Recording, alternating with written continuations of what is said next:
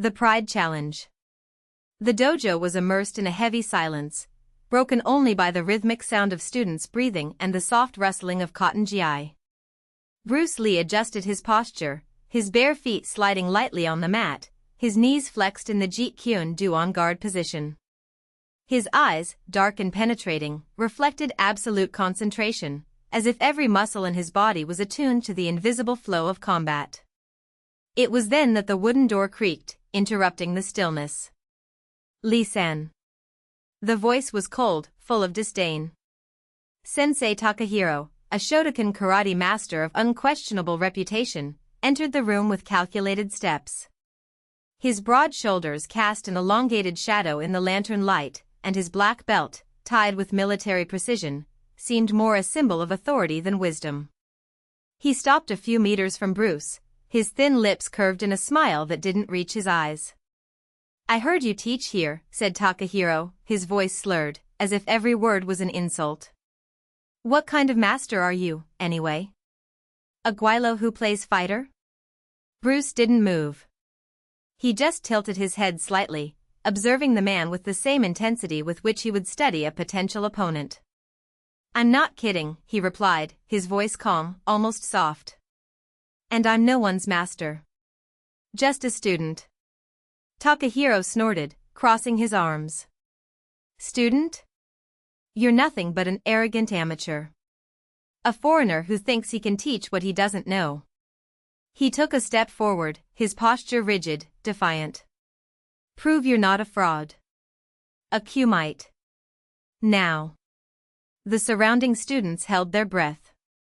Some exchanged nervous glances, others, younger, could barely contain their excitement. Bruce, however, remained motionless. His fingers, previously relaxed, flexed slightly, as if they were tuning an instrument. "Sensei," he said, keeping his tone respectful, "this is neither the time nor the place. If you want to discuss techniques, we can do it with words. If you want to test your skills, there are championships for that." Takahiro laughed, a short, humorless sound. "Words?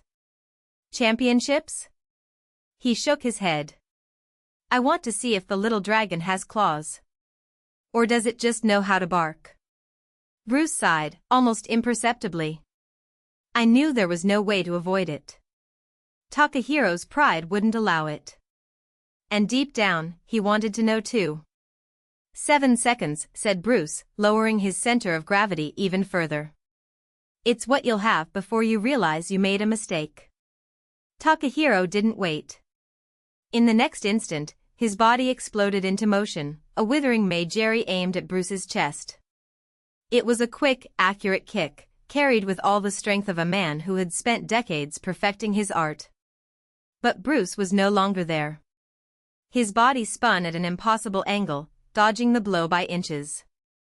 Takahiro's leg scraped by, and before the sensei could regain his balance, Bruce counterattacked. A precise finger jab hit Takahiro's solar plexus, not with brute force, but with the precision of a needle meeting a nerve. The karate master gasped, eyes wide, the air escaping his lungs in a painful hiss. 3 seconds. Takahiro tried to recover, throwing a punch towards Bruce's face. But the blow was slow, clumsy.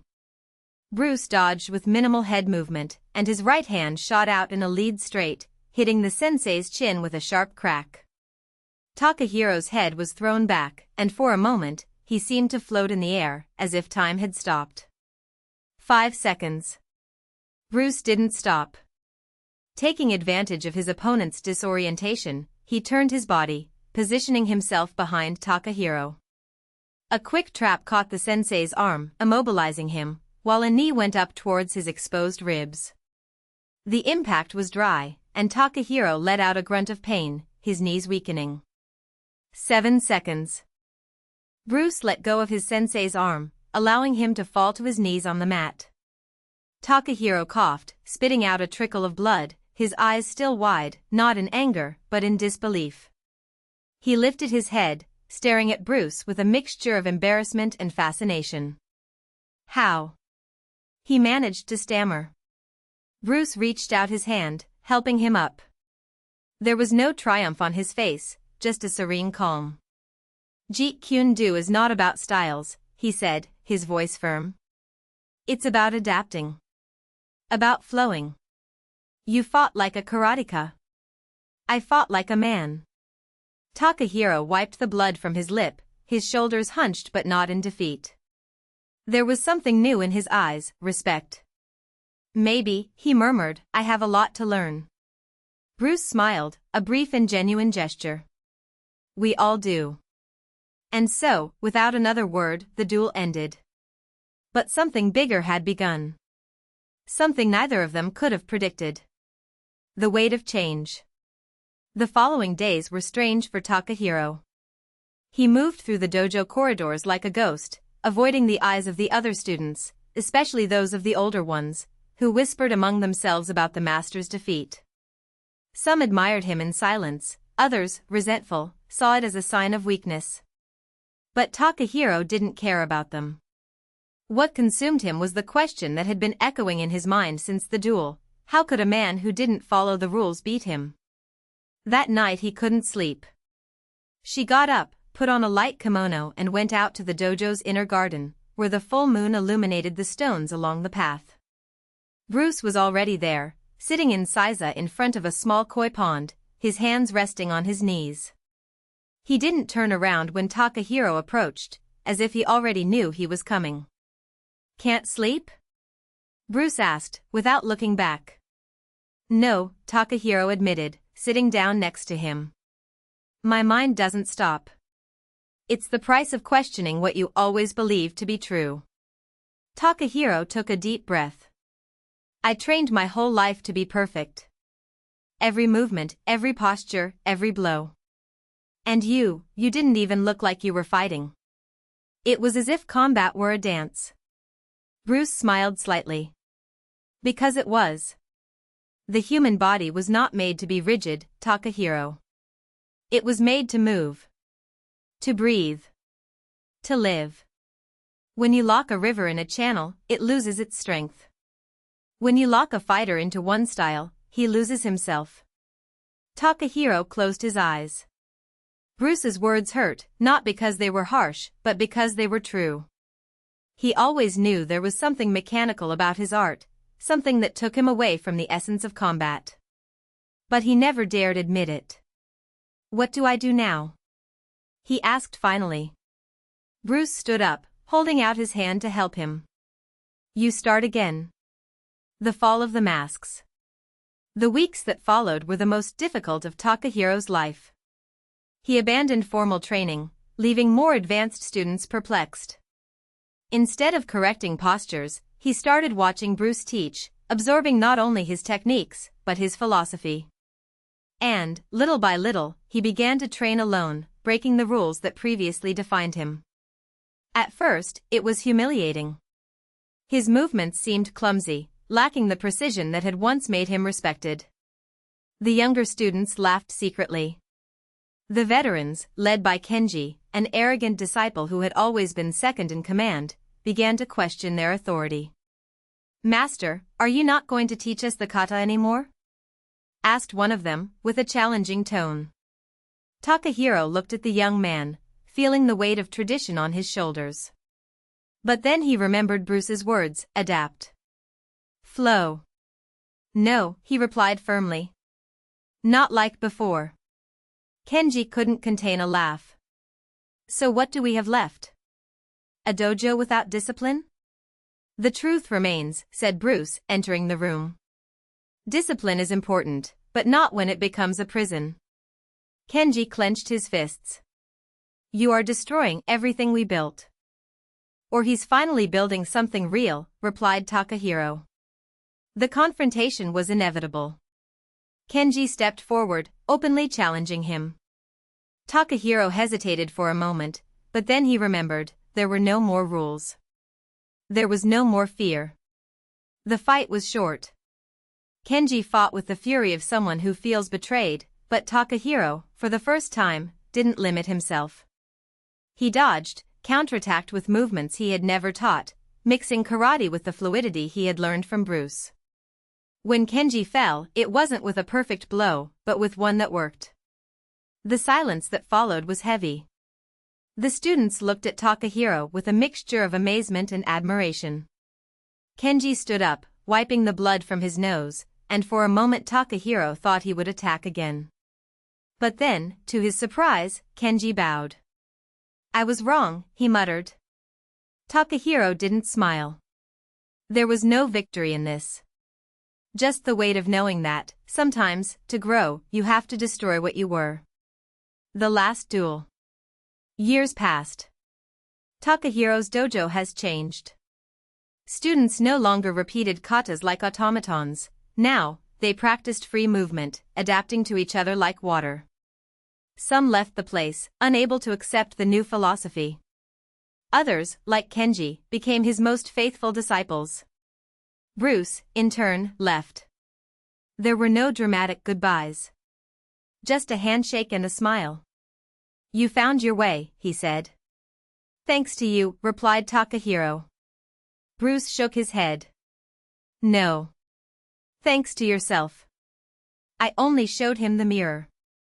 And then he was gone, leaving behind a legacy that Takahiro would carry for the rest of his life. But fate, as always, had other plans. One night, a messenger arrived at the dojo with a sealed letter.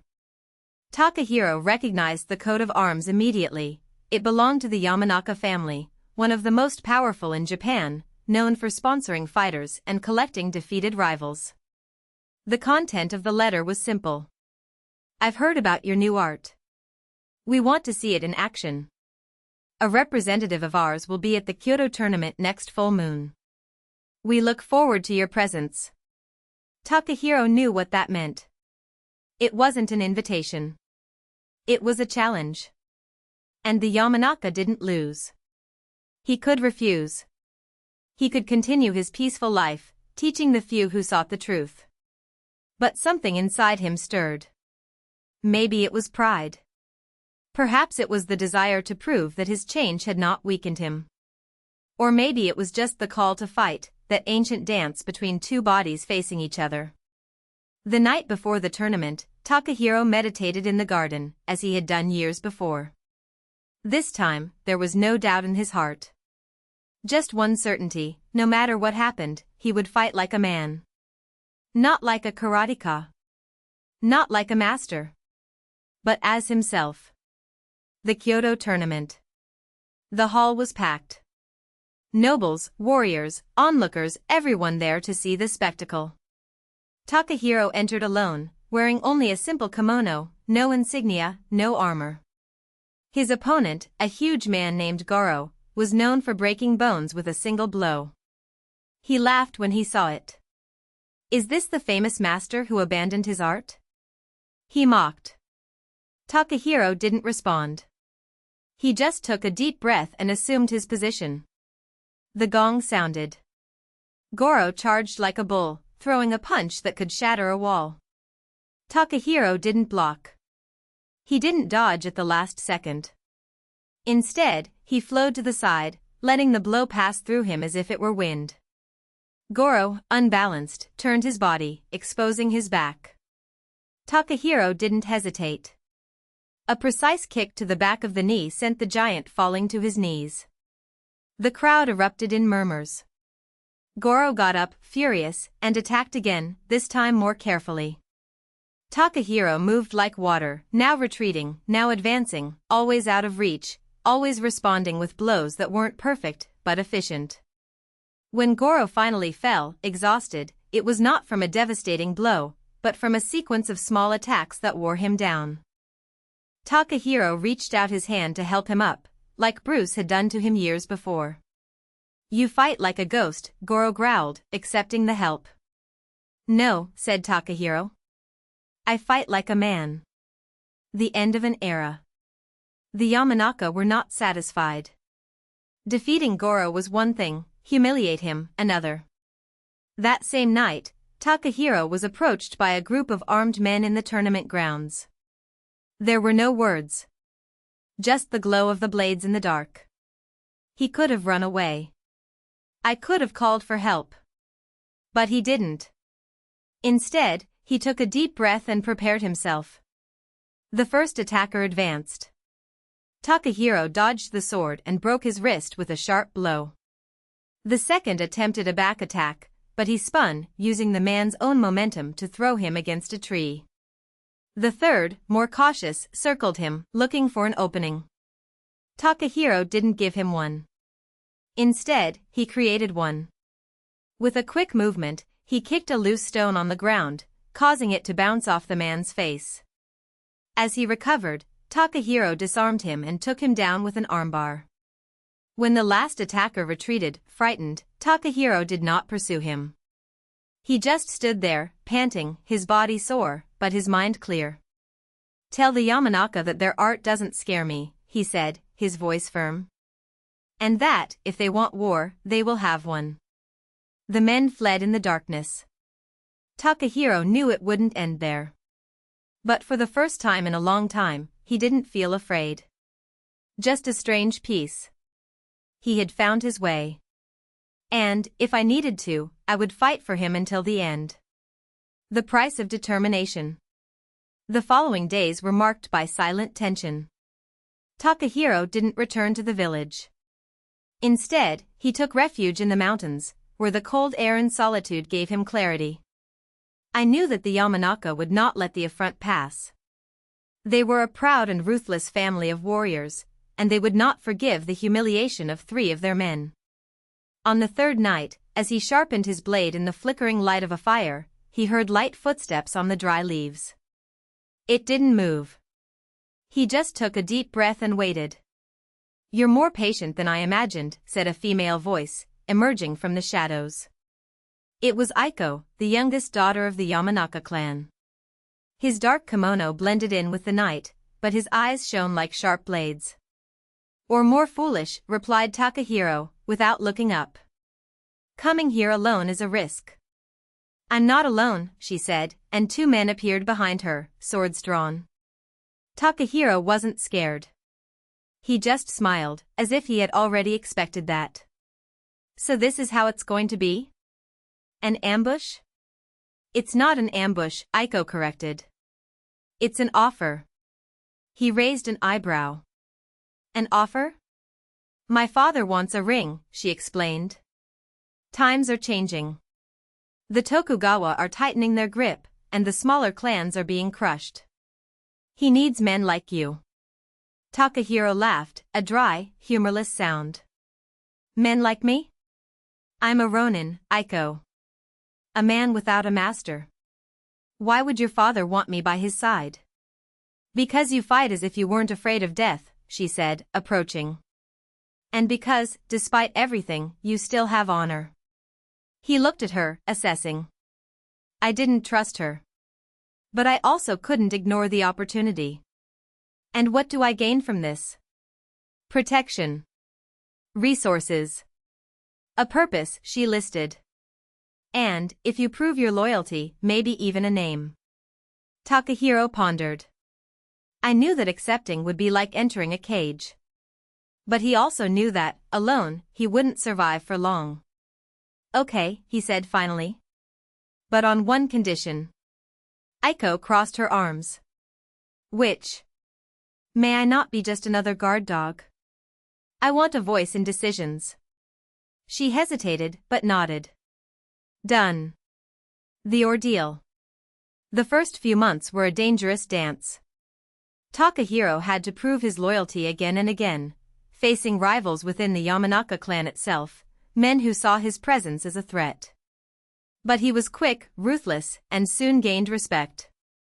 Until the final test arrived. The rival Kuroda clan had allied with the Tokugawa and was advancing on the Yamanaka lands. The patriarch, old and sick, could not lead the battle. It was up to Takahiro to command the defense. The night before the confrontation, Aiko sought him out in his quarters. "You don't have to do that," she said. "We can retreat. Preserve our forces." "To retreat is to die slowly," he replied. "I'd rather die fighting." She looked at him with a mixture of admiration and concern. "You are more than a ronin, Takahiro. You are a leader." He didn't respond. I knew her words were true, but I also knew that war did not forgive mistakes. The last breath. The battle was brutal. The Kuroda were more numerous, better armed, and their alliance with the Tokugawa gave them an advantage. But Takahiro had trained the men of the Yamanaka clan with iron discipline, and they fought like demons. At the height of the fight, when victory seemed impossible, he saw Aiko being surrounded by 3 enemy warriors. Without hesitation, he charged forward, cutting one of them in half before they could react. The other 2 retreated, frightened by his ferocity. But it wasn't enough. A 4th man appeared from the shadows, thrusting a spear into his back. Takahiro fell to his knees, blood dripping between his fingers. Aiko screamed his name, but he barely heard her. His body felt heavy, his vision blurred. "Don't stop," he murmured, trying to get up. But it was too late. The Yamanaka won that battle. But Takahiro didn't live to see it. The legacy. Years later, the Yamanaka clan prospered, and its name was respected throughout Japan. Aiko, now leader of the clan, never married.